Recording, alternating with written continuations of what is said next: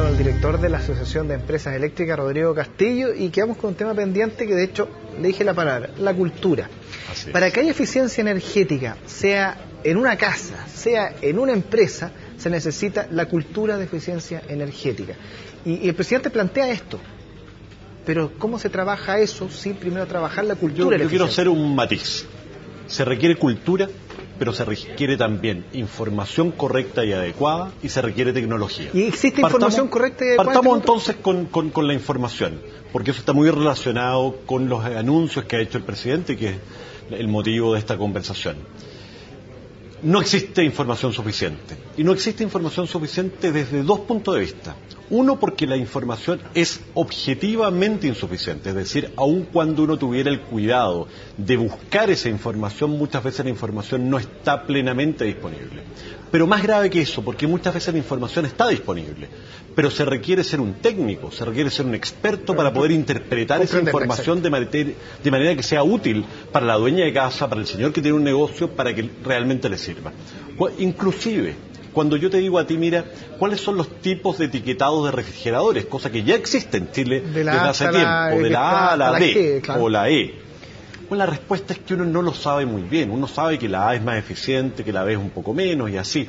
Pero ¿qué significa exactamente en términos de cantidad de energía que consume ese artefacto en comparación con un artefacto menos eficiente? Y al mismo tiempo, ¿cómo se traduce eso en la cuenta promedio de una casa? Esa información que definitivamente hoy día una dueña de casa cualquiera no dispone. Por lo tanto, en la línea de lo que estábamos conversando antes, es decir, de este anuncio de un sello, una etiqueta de eficiencia energética en general para todos los productos electrónicos y electrodomésticos que ocupamos en Chile, que sea, en primer lugar, única, en segundo lugar, que sea clara desde el punto de vista de la información que entrega, y en tercer lugar, que esté acompañada también de una campaña de difusión, de información, de entrenamiento a las personas para que puedan emplear esta herramienta de la manera más eficiente posible. Es un primer paso para ir cambiando, como tú me decías al principio, esta cultura. Pero en ese sentido, desde el punto de vista de la cultura, yo puedo enseñar, puedo entregar documentos para que se los lean, para que los aprendan, pero ¿cómo yo logro cambiar ese sentido de la persona de ver la energía como un recurso escaso y que tiene que ser eficiente? La respuesta es a largo plazo eso. La verdad es que no. ¿No? La verdad es que no. Déjame darte un ejemplo.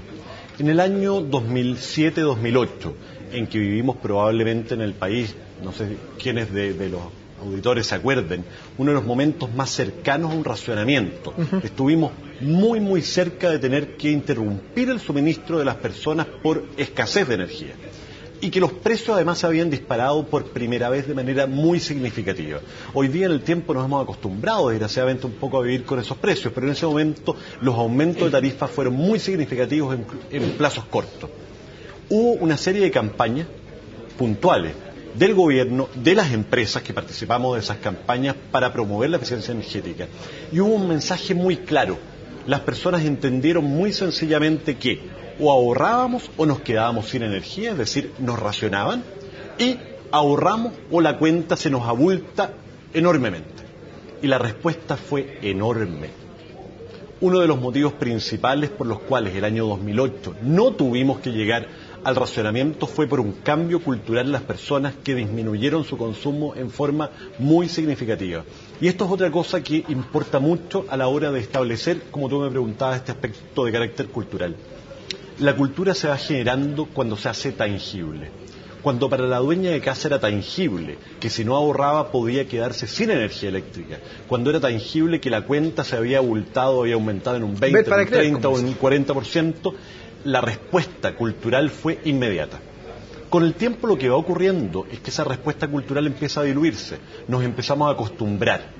Y por lo tanto empezamos a dejar esas conductas que eran más eficientes para volver a nuestras conductas tradicionales. De hecho, eso está medido. Normalmente dura un par de años el efecto mayor de una campaña. Ahora, es que también del otro lado, de la eficiencia energética, hay personas que tienen la cultura ya internalizada y, por ejemplo, compran paneles solares. ¿Qué tanto puede aportar, por ejemplo, para el consumo que en Santiago un porcentaje X utilice paneles solares, por ejemplo? A ver, déjame ir un pasito más atrás antes de quedarme con tu pregunta de los paneles solares, porque... Otro tipo de energía, o sea, para producir energía. La eficiencia energética más bien tiene que ver con lograr el mismo nivel de confort, el mismo nivel de luminosidad, el mismo nivel de temperatura, en el caso de una empresa, el mismo nivel de productividad. La misma calidad de vida. La misma calidad de vida con un menor consumo de energía, con independencia de cuál sea la fuente de esa energía, que venga de un panel solar o venga del sistema interconectado central o del norte grande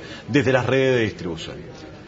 Por lo tanto, yo te diría que lo primero, y volviendo a tu pregunta ya de cómo influyen estas cosas, cuando las personas tienen herramientas que les permitan conocer el efecto real que tiene en sus vidas el ser eficiente, la cultura se ve enormemente favorecida. En esa línea, evidentemente, el darle información sobre cuál es el nivel de consumo de un refrigerador eficiente, por ejemplo, pero también explicarle claramente en su consumo personal, real, cuánto va a ahorrar mensualmente y, por lo tanto, en cuánto tiempo va a recuperar la inversión de haber cambiado ese refrigerador antiguo, muy consumidor, por un refrigerador. Pero hay un periodo de tiempo que es lograr hacer entender a un grupo de personas, eso igual es complejo. Yo te vuelvo a insistir, en la práctica hemos demostrado que no es tan complejo como creeríamos, porque en pocos meses, en un momento efectivamente crítico del país entre el año 2007 y 2008, logramos hacer ese switch en forma, yo te diría, casi inmediata. Nos demoramos pocos meses. Sin embargo, en la práctica no vamos a estar esperando una crisis para tener ese cambio cultural, y lo que tenemos que hacer es justamente adelantarnos ante esa crisis. Por lo tanto, y acá vuelvo al tema del que hablábamos, información útil para las personas. Presentarse de una forma atractiva, que esté disponible de forma inmediata y rápida, y que al mismo tiempo sea informada en forma didáctica, con la menor cantidad de tiempo necesaria para poder entenderlo. Primero. Y lo segundo, tecnología para la eficiencia energética, básicamente que le permita a los clientes poder tener idea de su consumo en línea, poder aspirar a tener tarifas dependiendo de su tipo de consumo. Si hay un consumidor que consume más de día que de noche, o más de noche que de día, perfectamente puede aspirar a tener un tipo de tarifa que acompañe su forma de consumo más normal. Lo invito a que hagamos una pausa nuevamente. Fantástico. Vamos a una pausa y volvemos.